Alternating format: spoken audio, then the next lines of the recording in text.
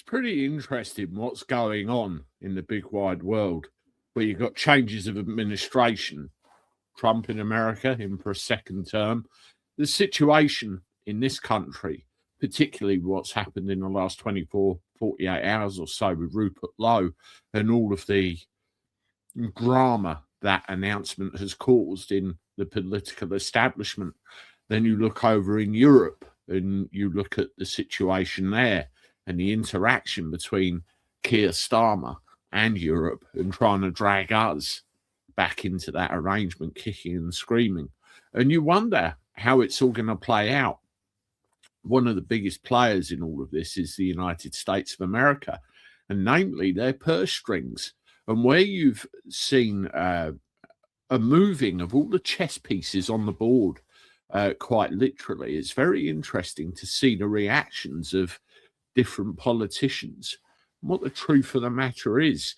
Now, there's a lot going on in Europe at the moment, and one of the things that's happened, Mark Rubio has given quite an interesting speech over there, and I want to share that with you. It's breaking. Mark Rubio's blockbuster speech in Munich is garnering rave reviews in America and worldwide. We in America have no interest in being polite and orderly caretakers of the West's managed decline. Pure America first. Overseas. Now, what this situation is, it's a case of, when you've got NATO, when you've got the EU, and you've got collective defense and all the rest of it, America's been shelling us in with a load of money for years and years and years. And Trump's gone, oh, but that ain't a bit of me. This is one of the reasons everyone's kicking off. America's got no interest in seeing these countries fall, seeing these countries go down the pan. But at the same token, why in the hell should we have to pay for it? That is what they're saying. But have a listen to this and let me know what you think. For 5 centuries before the end of the Second World War, the West had been expanding. Its missionaries, its pilgrims, its soldiers, its explorers pouring out from its shores to cross oceans, settle new continents, build vast empires extending out across the globe. But in 1945, for the first time since the age of Columbus, it was contracting. Europe was in ruins. Half of it lived behind an iron curtain, and the rest looked like it would soon follow. The great Western empires had entered into terminal decline, accelerated by godless communist revolutions and by anti-colonial uprisings that would transform the world and drape the red hammer and sickle across vast swaths of the map in the years to come. Against that backdrop, then as now, many came to believe that the West's age of dominance had come to an end, and that our future was destined to be a faint and feeble echo of our past. But together, our predecessors recognized that decline was a choice, and it was a choice they refused to make. This is what we did together once before, and this is what President Trump and the United States want to do again now, together with you. And this is why we do not want our allies to be weak, because that makes us weaker. We want allies who can defend themselves so that no adversary will ever be tempted to test our collective strength. This is why we do not want our allies to be shackled by guilt and shame. We want allies who are proud of their culture and of their heritage, who understand that we are heirs to the same great and noble civilization, and who together with us are willing and able to defend it. And this is why we do not want allies to rationalize the broken status quo rather than reckon with what is necessary to fix it. For we in America have no interest in being polite and orderly caretakers of the West's managed decline. So what we've got there is basically, we want to work with you. We want to be your friend, but why the hell should we pay for you screwing up your own country? That's the way that comes across to me. You've got to get your house in order, so to speak. And there's some very interesting historical parallels there. He talks about Columbus and he talks about centuries of history. Now, what people have to understand, and this came up in conversation with Restore Britain, is the very nature of the American Constitution, the very nature of the early American settlers. They were English. They weren't British. They were English. And what they brought with them was the English Constitution.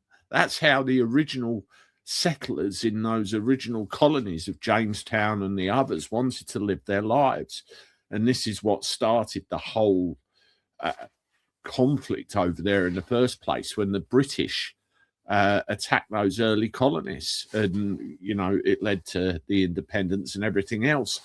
And the Constitution of the United States of America, its very early basis, was actually based on the English Constitution.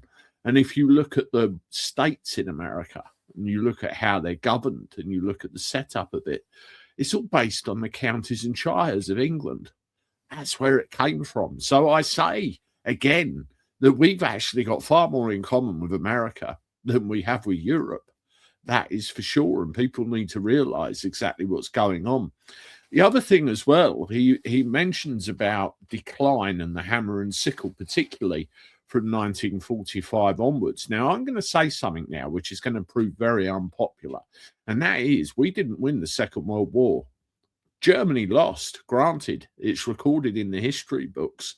But if you look at the way Europe was carved up after, you know, that conflict was over, for example, Poland, a lot of the Polish ended up coming here to Britain and fought for us. And how were they repaid at the end of the war? Poland was given to the Soviets. And a lot of the EU countries that are in that bloc at the moment are former Soviet countries. So you can see what happened at the end. It was the Soviets that won the Second World War. We didn't. Look at the history. Think about it. Look at the players. Look what happened afterwards.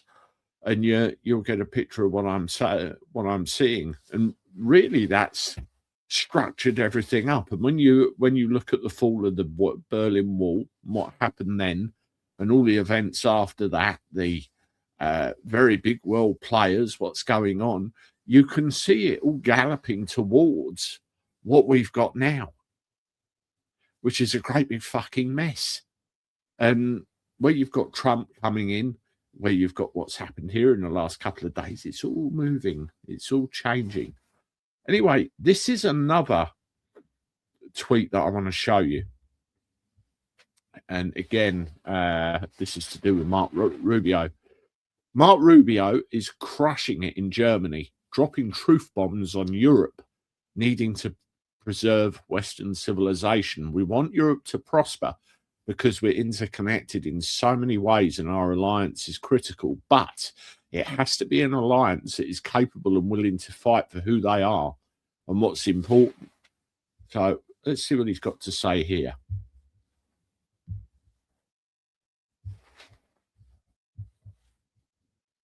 We want Europe to survive. We want Europe to prosper because we're interconnected in so many different ways and because our alliance is so critical. But it has to be an alliance of allies that are capable and willing to fight for who they are and what's important. We want Europe to survive. We want Europe to prosper because we're interconnected in so many different ways and because our alliance is so critical. But it has to be an alliance of allies that are capable and willing to fight for who they are and what's important. We want Europe to survive. Oh, there you go. I played that a couple of times for you. They have to be capable of, you know, deciding who they are and what's important. In other words, you need to be self-sufficient. You need to pay the cost. We're no longer going to hold your hand. You have to realize what's going on. And Trump has given the speeches as well, where he said, you know, you were allowing people to come in and take over your country. You were allowing yourselves to be taken over by God knows who, for God knows what, from God knows where. And it has to stop. You look at how many military bases, how many business interests, how many other factors there are involved in this from an American point of view, all over Europe, all over Britain, all over the place. And they're going to be very much concerned with their interests and their interests alone. Let me know what you think in the comments. As always, subscribe to the channel, hit the like button, share my stuff, and I'll talk to you soon. Toodaloo.